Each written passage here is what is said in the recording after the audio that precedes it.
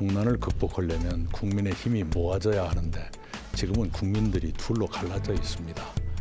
이 갈라진 국민을 어떻게 하나로 모을 것인가, 이게 큰 숙제입니다. 그런 큰 틀에서의 저의 고민, 충정의 일부로서 그 말씀을 드렸던 것이고요. 정쟁 중단의 한 형태로서 사면이 얘기될 수 있는 거죠. 발상을 좀 바꿔야 된다. 계속 돌격 앞으로만 해가지고는 이 난국 우리가 극복할 수가 없다. 국민께서 동의할 수 있을 정도로 논의가 무르익었을 때 가능한 일들입니다. 조급함을 절박함으로 혼동해서는 안 됩니다. 정치적인 재판에서 두 분 다 억울한 점이 있다고 주장하는 이런 사건에서 사과나 반성을 요구한다는 것은 사면을 하지 않겠다는 말이나 마찬가지인 것입니다. 필요한 시점이라는 것은 대통령 스스로가 결정할 사항이에요.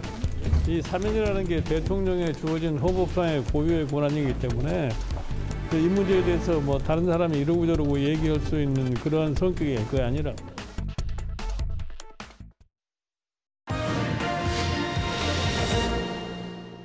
네, 문재인 대통령 내일 신년사 있는데요. 과연 어떤 국정 방향을 밝힐지도 관심입니다. 전문가 두 분과 함께 얘기를 나눠보겠습니다. 안녕하십니까? 안녕하세요. 네, 우선요. 내일 신년사가 예정이 돼 있는데 대통령의 신년사. 뭐 코로나19 지금 상황도 있고 뭐 검찰 개혁의 문제도 있을 테고 또 남북 문제 여러 가지 현안들이 있지 않습니까? 맞습니다. 어떤 언급이 있을까요?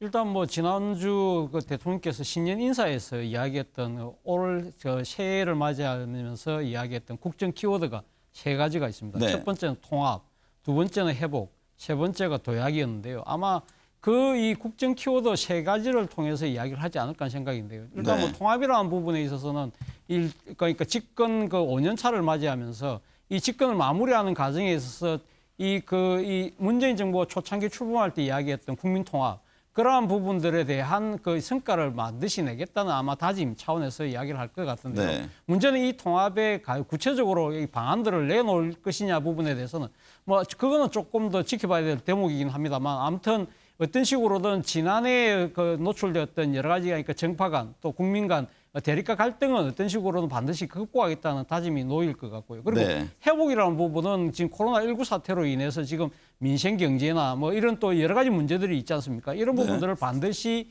극복하겠다는 여러 가지 방안들이 이야기가 될 것이고요. 도약이라는 부분들은 지금 코로나19를 극복한 상황에서 앞으로 향후 대한민국이 지금 먹고 살아나가야 되는 방향에 대한 아마 예를 들면 뭐 지금 올 예산에 많이 반영되어 있는 한국판 뉴딜에 대한 여러 가지 강한 실천 방안들을 이야기하지 않을까 생각이 듭니다. 네, 최 교수님, 이제 당장 과연 사면 관련해서 언급이 있을 것이냐 이 점이 주목이 되고 또 검찰 개혁을 둘러싼 충돌이 있었지 않습니까? 또 윤석열 총장의 어떤 정책 행위에 대해서 여러 또 여권에서의 지적이 있는데 그 부분에 대한 언급도 나올까요? 네, 저는 있을 거라고 봅니다. 저는 네. 이제 개인적으로 바라면 이번 회견 때는 좀 대통령께서 하고 싶은 말씀보다는 국민들이 좀 듣고 싶어하는 말을 했으면 좋겠다. 네. 그건 뭐 세 가지입니다. 앞에 정리를 잘 해주셨지만 코로나 백신 문제고 그다음에 부동산 민생 문제고 나머지 세 번째가 지금 아주 뜨거운 문제들 아니겠습니까? 정치 현안, 지금 두 전직 대통령 사면할 것인지, 네. 검찰 개혁 어떻게 할 것인지 이런 문제인데 특히 지금 최근 며칠 동안 국민들 전체적으로 뜨겁게 달궈오고 있는 전직 대통령 사면 문제 어떤 형태로든지 발언을 할 거라고 봅니다. 저는 이제 만약에 이 부분에 언급을 전혀 하게 하지 않고 그냥 넘어간다면 네. 이낙연 대표 입장에서는 상당히 좀 곤혹스러운 입장에 처해질 거고요. 근데 박 전 대통령 그 최종 대법원 선고가 14일이잖아요. 네. 그거 나온 이후에 기자회견 때 언급을 하지 않겠느냐 그 부분에 대해서는 또 그런 전망들도 있습니다. 그런데 포괄적으로 분명히 언급을 한다고 봅니다. 왜냐하면 이미 이 앞에 이제 신년 회견이었죠. 1월 7일 날 그때 통합회라는 이제 첫 암시를 줬고 요번 그러니까 내일은 조금 더 한 단계 더 나아간 발언을 할 거고 그러면 네. 언제 사면하고 어떤 방식으로 할 것이냐, 그 차등을 두어서 할 것이냐 한꺼번에 할까 이런 디테일한 상세한 문제는 이제 회견에서 할 거라고 봅니다. 네, 차 교수님, 네. 정치권 움직임도 달라지고 있습니다. 네. 우선 뭐 대선도 있고 그 전에 또 보궐선거가 맞습니다. 있고 지금 차기 대선 후보 지지율 1위를 달리고 있는 이재명 지사에 대해서 야당은 이미 오래전부터 견제구를 네. 날리는데 지금 여권 안에서도 네. 상당히 이제 견제구가 있다. 이런 이제 분석들이 납니다. 예, 아무래도 뭐 지금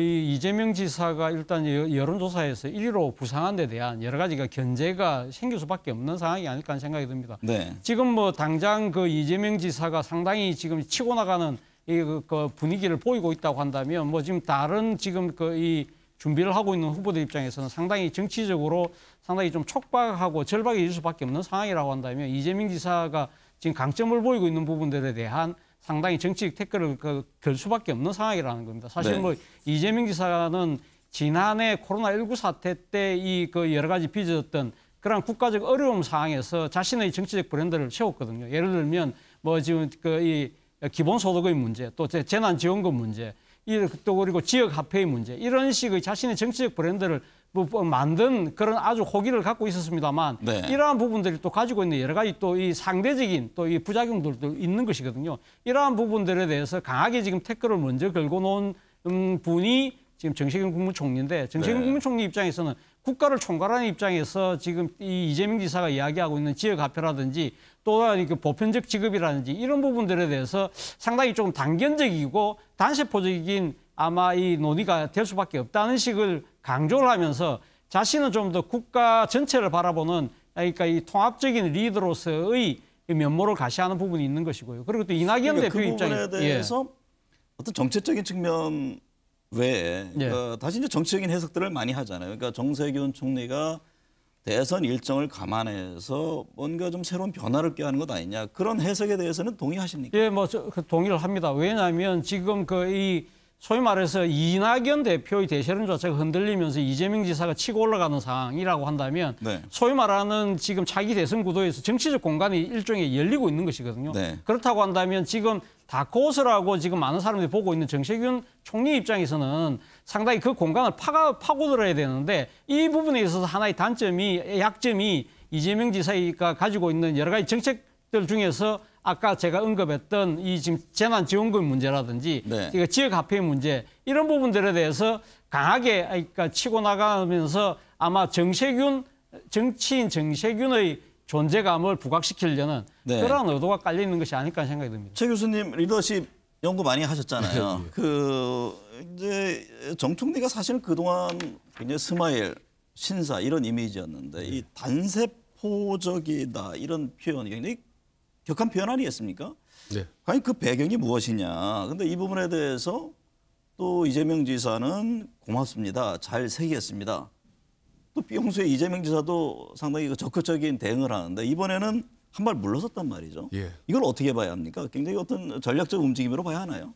네, 저는 당연히 그 이미지 전략적 차원의 그런 의도가 두 분 다 담겨 있다고 봅니다. 네. 아시다시피 정세균 총리는 너무 부드러운 스타일이다.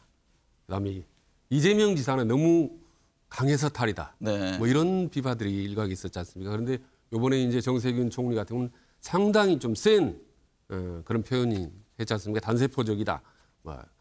그리고 이제 하여튼 국회 질문 과정에서도 야당 의원에 대해서 아주 단호하게 호통을 치는 반면에 또 반대로 또 눈물을 흘리면서 전혀 상반된 센 모습을 보여줬거든요. 네. 이런 부분은 아무래도 대권 주자 정세균의 이미지 각인하는 그런 의도가 담겨 있다고 보고요. 네. 그다음에 아마 다른 때 같으면 이재명 지사가 세게 아마 맞짱을 텄을 법도 한데 아주 공손하게 알겠습니다. 순수하게 받아들이 이런 모습이 또 부드러운 본인의 이미지를 또 부각시키는데도 오히려 다분히 의도가 있다고 봅니다. 그래서 네. 두 사람이 결국은 충돌하고 부딪히면서 존재감을 부각시켰지만 상반된 이미지를 또 보여주면서 역시 이 이미지에도 플러스를 본 어떻게 보면 이제 윈윈의 게임이라고 할까요? 그런 측면이 있다고 봅니다. 네. 대권 정치공학적 차원에서 본다면 네. 두 사람 다 이미지 면에서 플러스 효과가 더 많았다. 그러면서요. 이재명 지사가 노무현 전 대통령을 또 언급을 했습니다. 그 배경은 어떻게 이해를 해야 합니까? 저는 이제 두 가지로 봅니다. 인터넷 중에 사이트를 보면요. 상당히 이재명과 노무현을 비교한 내용들이 많이 있습니다. 네. 예를 들면 노무현 대통령의 뭐 핏줄이라든지 혹은 노무현 뭐 코스프레라든지 노무현 대통령 이후의 최고의 승부사라든지 이런 두 사람을 비교하는 그런 사이트의 내용들이 많거든요. 그래서 이재명 지사는 차제 이른바 친문 열성 지지자들에게 향수로 남아있는 노무현의 이미지를 차용하는 네. 이른바 노무현 향수의 전략, 그러니까 노무현 연상작용 효과를 거두었고, 그리고 내용을 보면요, 관료에 표획됐다라는 관료주의를 상당히 비판한 내용이 있습니다. 네, 네. 그러니까 이런 부분도 이제 같이 염두에 둔 거죠. 네. 그러니까 이재명 지사 입장은 노무현 향수도 불러일으키고 현 정부의 관료주의도 비판하는 네. 양수 겸장의 카드로 네. 노무현 대통령을 불러들였다고 봅니다. 야당은요, 안철수 대표의 서울시장 출마 선언으로 모든 게 안 대표 중심으로 지금 얘기가 흘러가고 있는데 한번 얘기를 들어보고 말씀을 이어가겠습니다. 어제 김종인 위원장님 만나서 무슨 얘기하셨나요? 그냥 새해 인사만 드렸습니다. 입당이나 합당 같은 얘기는 전혀 안 하셨어요? 새해 인사 드리는 자리였습니다. 어제 만났다는 걸 누가 얘기를 했냐고요? 나는 만났다는 얘기를 한 적이 없는데, 아니 누가 그런 얘기를 해서 만났다고 그래요? 그거 만나고 안 만나고 그게 뭐 대단히 중요한 것도 아닌데 뭘 그렇게 구체적으로 알으려고 그래요? 나한테는 물어보지 말아요. 가서 상대방 나를 만났다는 사람한테 가서 물어보는 거지. 조만간 다시 한번 만나시거나 만나실 예정이 있으신지요? 앞으로 만날 일 없어요. 차 교수님, 김종인 위원장 상당히 시니컬하게 지금 답변을 했어요. 그렇죠. 사실 뭐 지금 안철수 국민의당 대표와의 만남 자체는 뭐 두 사람이 아마 비공개로 만났다는 것 자체가 언론에 알리지 말자는 서로 간에 묵약이 있었던 것이 아닐까 생각이 드는데, 이 부분 자체가 언론에 흘러나갔다? 이건 아마 김종인 위원장 입장에서 본다고 한다면 안철수 대표가 일종의 정치적으로 언론 플레이 한 것이 아닐까라는 식의 그러니까 생각이 들 수밖에 없는 것이고요. 그리고 특히 지금 김종인 위원장 입장에서는 안철수 대표가 지금 국민의 힘으로 들어오라는 거 아닙니까? 그런데 지금 안철수 대표는 그것이 아니라 바깥에서 지금 그러니까 이 순차적인 경선을 하자는 식의 입장을 갖고 있기 때문에 지금 그 김종인 위원장 입장에서 본다고 한다면 안철수 대표가 바깥에서 계속적으로 국민의힘을 더 나아가서는 자신을 흔들고 있는 것이 아닐까라는 상당한 의구심을 가질 수밖에 없는 상황인 것이죠. 그렇기 때문에 뭐 상당히 불쾌감을 표한 것이긴 합니다만, 향후 어차피 지금 이 서울시장 보궐선거 문제에 대해서는 결국은 뭐 저는 단일화 갈 수밖에 없다고 한다면, 이 단일화의 어느 시점, 어느 방법을 놓고 양쪽 간의 상당히 일종의 삿바싸움의 신경전이 아닐까 생각합니다. 차 교수님은 기싸움의 하나의 그 흐름으로 분석을 하셨는데, 최 교수님 보시기에는 어떨까요? 그러니까 어쨌든 간에 지금 야당에서는 단일화 문제가 굉장히 중요한 현안인데, 먼저 입당해라, 아니다 당대당이다, 아니면 나중에 1대1로 경선하자, 여러 논의가 지금 충돌하고 있는 건 아닙니까? 네, 어떻게 될 것으로 보세요? 그러니까 이번 두 사람의 모임 순전히 이제 안철수 대표가 먼저 제안을 한 겁니다.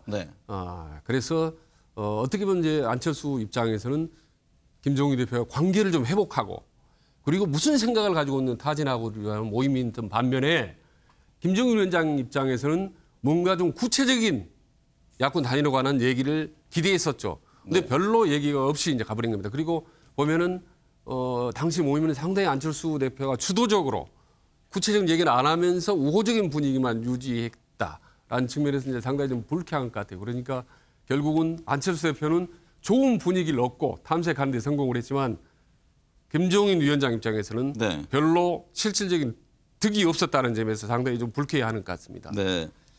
저 태평양 건너 미국 얘기를 좀 해봐야겠습니다.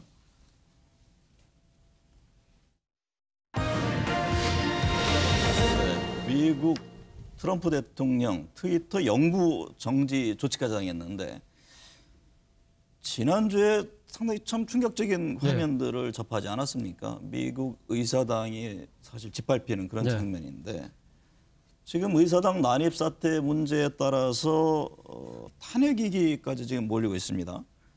임기가 며칠 안 남았는데 정부가 굳이 이렇게 탄핵을 얘기하는 이유는 뭘까요?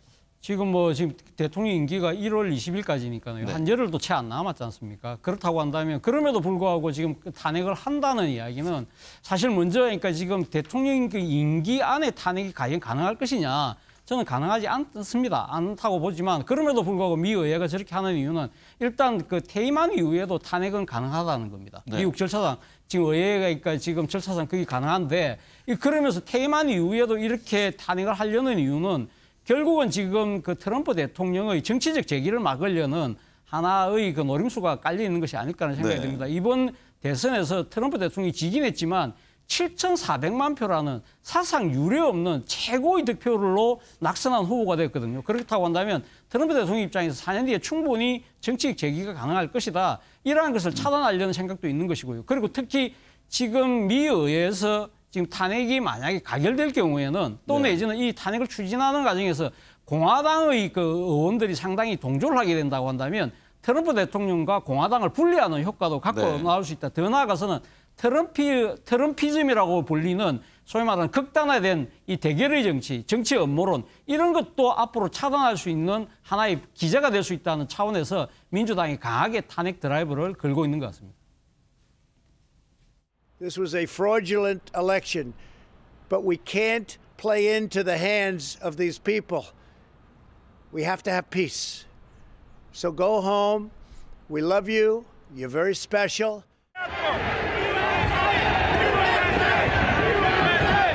President-elect Joe Biden is set to be sworn in just a few weeks. That whole inauguration setup that crews have been.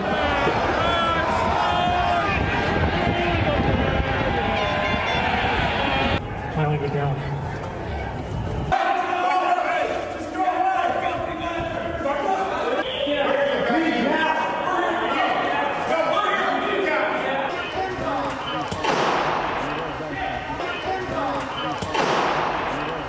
Objection tonight beyond Arizona? Don't know yet. You don't know? They're working on an expedited procedures, but it requires UC. And it must end now. I call on this mob to pull back and allow the work of democracy to go forward. I call on President Trump to go on national television now and demand an end to this siege. 최 교수님. 예. 전 세계 많은 애들이 참 저 화면을 보면서 참담했을 겁니다. 예. 미국이 어쩌다가 여기까지 온 겁니까? 참 저게 과연 미국 민주주의 본산인가 할 정도로 의심이 드는데요. 네. 저게 이제 사실은 분열의 정치가 계속적으로 눈덩이처럼 늘어나면은 막판엔 저렇게 최악의 충돌 정치가 일어나기 마련입니다. 그래서 저는 우리나라 정치도 상당히 좀 주의 깊게 반면 교사로 삼아야 될 겁니다. 네. 지금 아시다시피 금년에는 지금 큰 선거 2개가 있습니다.